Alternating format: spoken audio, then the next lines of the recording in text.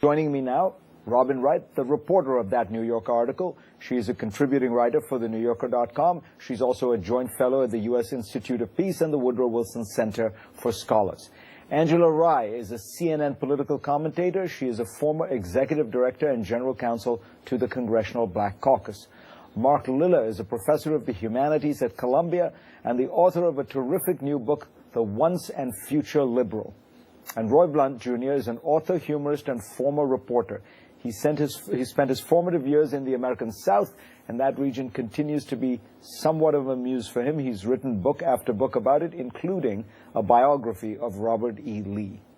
Mark Lilla, let me start with you. Steve Bannon is out of the White House, but his intellectual influence seems to still dominate in the sense that he said, in effect, he said, I agree with Mark Lilla. I agree with the thesis of your book, which is that as long as the left plays identity politics, it's great for the right. And he said, bring it on. I would love to see more of it. And it does appear that Donald Trump, whether he still has him in the White House or not, is still listening to Steve Bannon, because that is the strategy the Trump administration and Trump personally is pursuing.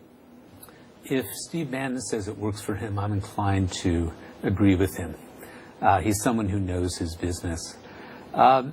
Identity politics in this country really means two things. On the one hand, it means a focus on understanding our social problems. And to understand any problem in America, you need to understand identity. But when it comes to addressing those problems, identity politics as a strategy has been disastrous.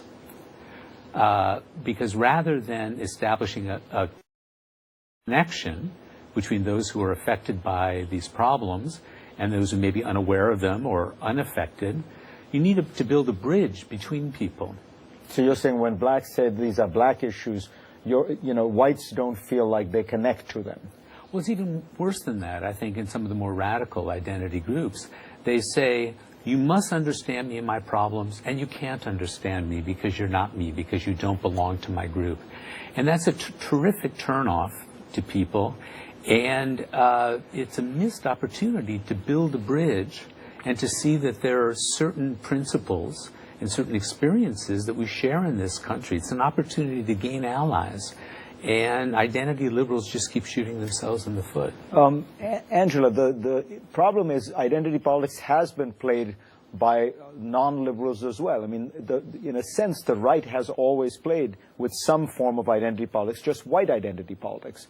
I mean, that's what all the dog whistles about race have been, Reagan starting his campaign in Philadelphia, Mississippi, all that stuff, right? Even you think about the war on drugs, you think about when the Tea Party rose for the first time and they started talking about let's take our country back. You think about Donald Trump saying make America great again. What makes America not great? Well, he announced at the very first moment he came down the escalator in his campaign that Mexicans were drug dealers and rapists. So it's very clear that anything other, right, is wrong, is bad, it's something that you can't relate to and it's damaging the country. I was initially nervous about what you would say about identity politics, and I couldn't agree with you more about building bridges. I think the challenge is when I'm forced to communicate my issues in a way that's digestible or comforting to you, then that means that I'm uncomfortable. And so where is the bridge that goes both ways to ensure that we can have a dialogue where we are fostering understanding? I think for me, as an African-American person, I often find myself on the defense, not just because someone can't relate to me, but because so often I'm in the minority. So it's a minority view from a minority person that you assume is angry. And so there's so many hurdles you have to overcome just to get across that bridge. But your point is find those issues that unite, economic issues, right, issues of redistribution, right? I mean, no, it's even more than that. It means reinterpreting what the problem is. For example, I'm not a black male motorist. I will never be a black male motorist, and I will never fully understand what it's like to be in a situation where you look in the rearview mirror and you see the lights going. However, I am a citizen, and I understand what it means not to be equally protected under the law. And if you put the experience under a principle we all share, then people can identify. But if you say that you cannot understand my experience because of your background, you're inviting people to close the door. So, Robin Wright, this gets to it seems to me, the fundamental issue in your article, which is we seem to be so far apart. We seem to be so far apart as a country. What I've been struck by in the last few days is the stunning degree of support for Donald Trump's position after Charlottesville, the very high support for maintaining every Confederate monument. These are in the 70% range for Republicans, I think the 80% range on some, depending on how you ask the question. And that gets to your article. I mean, is this gulf so wide that you think, on the basis of that reporting, we really are in for a new kind of civil strife, if not civil war? Well, I think no one's talking about the kind of pitch battles along neat geographic lines that characterized the Civil War 150 years ago. What people are talking about is low-intensity conflict with sporadic, episodic violence that results in calling out the National Guard and that challenges traditional political authority. I think you've seen a number of conditions in this country that get far beyond identity politics, although emerge from identity politics, and that's the polarization, with no middle ground, no meeting place to resolve it. It's the weakened institutions, such as the courts, and it's the abandonment of the higher moral ground by leadership. It's the legitimization of violence as a means of engaging in discourse or resolving disputes. That there are a lot of things that are very worrisome. Now, I am a child. I went to college in the late 60s and the early 70s during the period of the civil rights movement and the anti-war movement. And the United States has in the past had a process of self-correction through the courts or through legislation. We got back on track. What's worrisome now is that you find that the leadership in the country is not taking that higher moral ground, and it is fanning the flames of polarization. And the firing of Steve Bannon is not going to get us beyond this moment in history, beyond the divisiveness.